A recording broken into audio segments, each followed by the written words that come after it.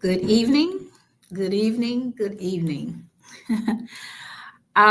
Thank you so much for joining us this evening. My name is Tamara Gibson. I am the owner and CEO of TT Innovative Solutions, and we pride ourselves in assisting educators and small business owners in reaching their goal. And one of our practices here is to train. Our acronym is to teach, train, innovate, and provide solutions, TTIS. And tonight, our central thought is the power of relationships, teaching those that can be labeled as hard to reach. If you are an educator that has worked in an urban school district where we have students that come to us with lots of behaviors that we would like to change, or they have a lack of connection with you or with your peers. That's what we're going to be discussing tonight. So my agenda tonight is really to talk about mindset, to discuss some strategies with you, and to be able to provide you with some tools that I know will assist you along the way. And hopefully you'll walk away discovering that sometimes we call the hard to reach, but sometimes these students are waiting to be understood and to gain a connection with someone who is willing to understand them. Now, the approaches that I'm going to share with you tonight, they're not one and done. They're also not exclusive for everyone that may have be in need of it, but they are research-based strategies that work, not only on paper, but in classrooms.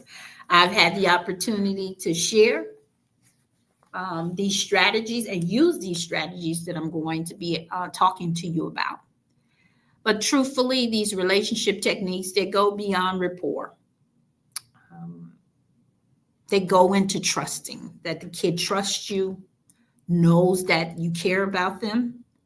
And sometimes some of these things might seem like you're, I guess the best word I can come up with is like trying to fake the relationship. But truth be told, we can start out genuine relationships with our students that are hard to reach, that have been in some ways maybe ostracized because of their behaviors, and we can reach them. And so that's what I'm here to talk to you tonight. I want you to think of that student or students that you struggle with, and what strengths they might have that you've overlooked. And I'm gonna, I don't know if I'll share some personal anecdotes or not, but I do know that these strategies, as I said before, they work. So this is my reframe question: to look at it from a different lens, to spotlight something other than all of the negative behaviors that you see happening in your setting. So you yourself can change your teacher lens. You have the opportunity to look at it a different way, to focus on the positive and then bring your positive aspect into this relationship that you're trying to build with that student. Ask yourself, what's causing their lack of connection? And I said I may or may not bring in anecdotes, but I have one that just jumped into my head. I had a student one year that every morning it was a blowout when they arrived to my classroom. I took it upon myself to use one of the strategies I'll talk to you about later to figure out what was causing this. And I found out that each morning that they arrived to the cafeteria, they had a certain routine, a certain step that they like to do. And they were often rushed, or the person or people in the cafeteria made them throw certain things away because the time had gone past. This was the beginning of that student's day, and it was causing us in the classroom stress and strife. And so my conversations with this student, one of the techniques we'll talk about, turned that situation around. Was it perfect every day? No. But it alleviated 25 minutes of this student causing us all kinds of issues in our classroom because of their behavior. So a couple of the strategies that I want to talk to you about are 3 ways to connect. We have some culturally responsive techniques that can be utilized. We have some micro connections, which is the strategy that I used in order to assist this student. And then we have some listen beyond the lesson. So in each one of these, you're trying to take this idea that the student is difficult, that they're unmotivated, they're hard to reach, and we're trying to ask ourselves, what might be making them have this problem in their connection in this environment? So instead of accepting these particular labels that have been placed on them, you, us, me, shift our way of thinking to see what's wrong with, or what's happening, not necessarily what's wrong, because that's not the right frame of mind. But asking ourselves what's happening to this student, and then using some of these ways in which to connect. Okay, so culturally responsive. Sometimes they have different cultures. There's no sometimes. Different cultures react to certain things in different ways. And we have to begin to learn how to interact with certain cultures. We have to know who's in our classroom, okay? We have to know who we are amongst and how to best relate what's happening in their life and what's happening in our classroom, and how we can get the best opportunities to connect. So let's say that we're having this month, and congratulations, this is a great month example. This month started September the 15th and all the way to October the 15th. It is Hispanic Heritage Month. And if you have students that are of Hispanic ethnicity, this is a great opportunity to connect with them, to talk to them, not only just about food and their clothing and things of that nature, but deeper conversations about the ways in which things are done, maybe in their household, maybe in their community, that you can bring in. These are ways in which to connect. Maybe a book that highlights, and then allow them to talk about their personal connection with that book. We have celebrations that happen in our school. If they're participating in those celebrations, this is another great way to connect with them. But in the end, it truly is a great way to find out things that may be hindering our students' growth and may be causing the friction in our classroom. Another one is micro connections. So oftentimes in the classroom, I will suggest to people, go ahead and do your opening whole group activity that you need to do. Within that 15 minutes, do your very best to keep them on task. When you've instructed the whole group and you have given them the task that needs to be done independently, then now I can focus and do a micro connection with this student. So a micro connection is a great way to And I'm thinking about another way too. So a micro connection is a great way for you to decipher how the day is going. It's also a good way for you to point them and redirect them back to the task, and may potentially understand that maybe the task is hard for them. Maybe that's the reason why some of the acting out is happening. One micro connection that I know that happens at the beginning of the day, and that's the one that was taking my mind off to the side, is greeting them in the morning. I see some great greeting charts on the wall, them making the decision how they want to be greeted. And maybe after that greeting, you're following them to their space and talking, giving them a quick chat, a quick check-in,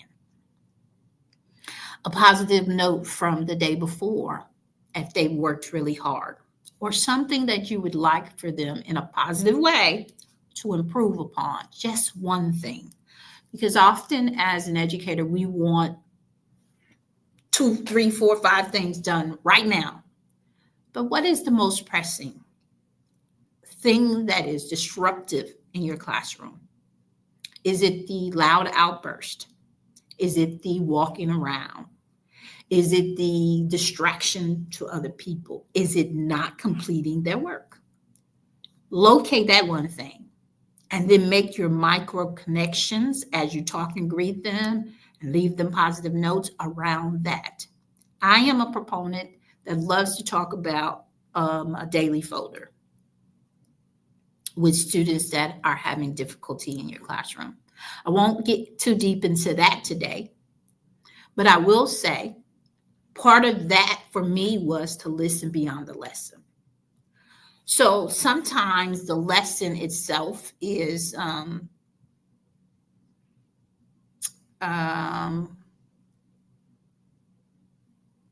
difficult for them to relate to understand. And oftentimes you can find that out by a simple conversation with them. But also listening, even if you're just listening to their conversations amongst their peers. Find out their interest. Find out what background they come from. Find out some personal goals that they have. I had a student that he's older now, and I enjoy having conversations with him now via Facebook. But back then, I knew that he was an orator. And I couldn't get him to stay in his space and things of that nature. So we devised a plan where I would give him an opportunity to be able to speak with his peers and have discussions with myself. And so that kind of leads me into my next segue, which is talking about some tools that actually work.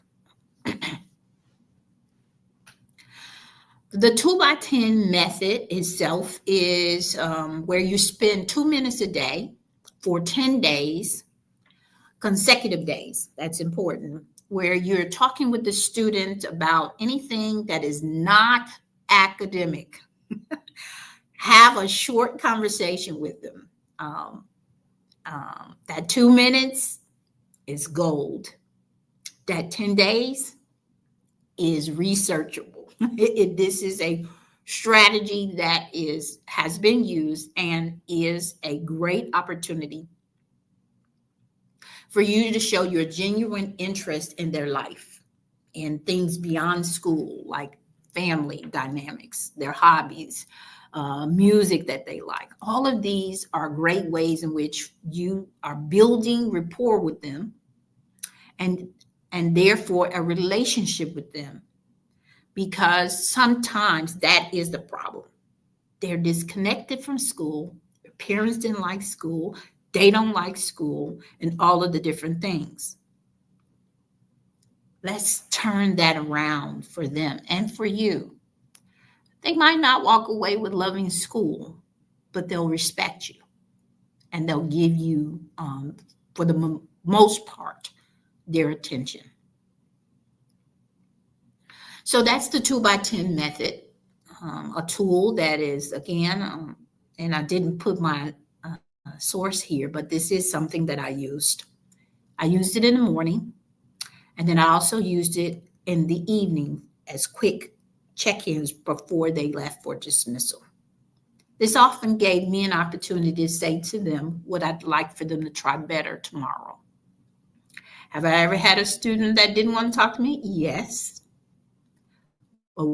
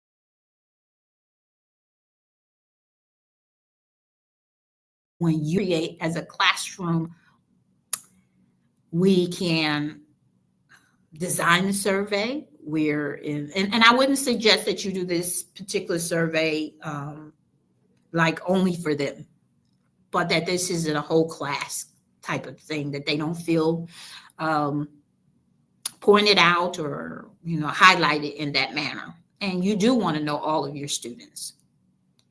But again, you can use these responses to personalize some of your lessons, some short examples, for instance, of things that they like. Talk about their likes, their dreams, their challenges, their way of learning. All of these are great parts to put on your survey. So that's a method that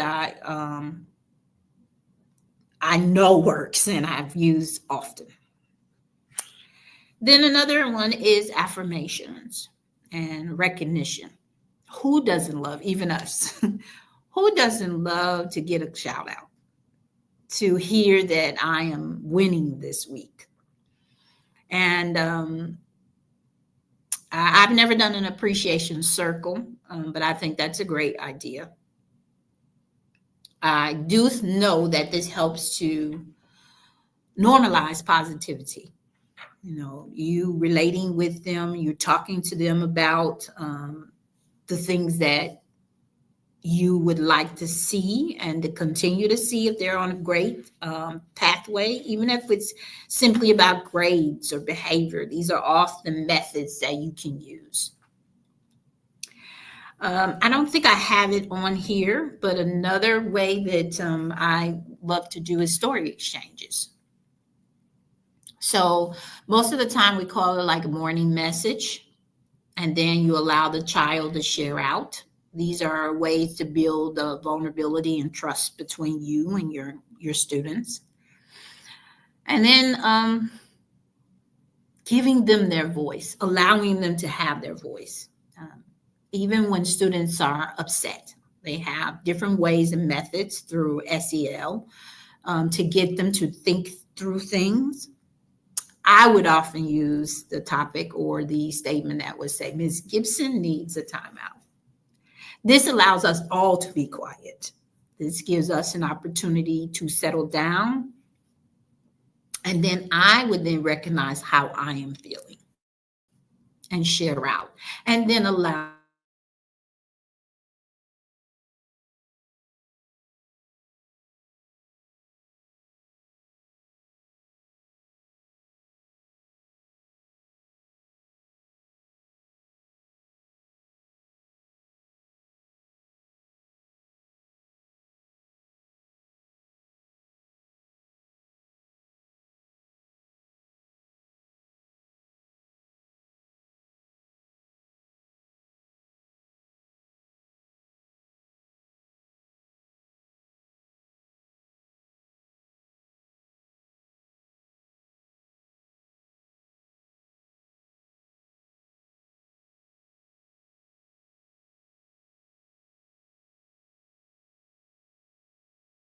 them. These are quick ways to connect with your students. Benefits for us: you're creating a classroom of joy. You're reducing your own burnout. And the stronger you build your classroom culture, the better it is. Of course, I always like to tie this to the state exams that we take. It talks about how you build culture in your classroom in EC 391. Oftentimes it says it in PPR is where I see it the most stated. Creating a culture in your classroom for students to thrive. But as always, I'm grateful for you being able to spend some time with me. I tried a new method today to chat with you, and I'm hoping that some of the things I see on my side are not a problem on your side. Please visit ttinnovate.com. We would love it if you would join our mailing list. As always, you can email us at info@ttinnovate.com. And most definitely, please join us in our endeavor to keep things updated through Facebook, YouTube here, and Instagram. I'm getting back over to X to share information and to be able to know that my crowd, those who follow me and those who I've been friends with for years, can see what we're doing over here at TT Innovative Solutions.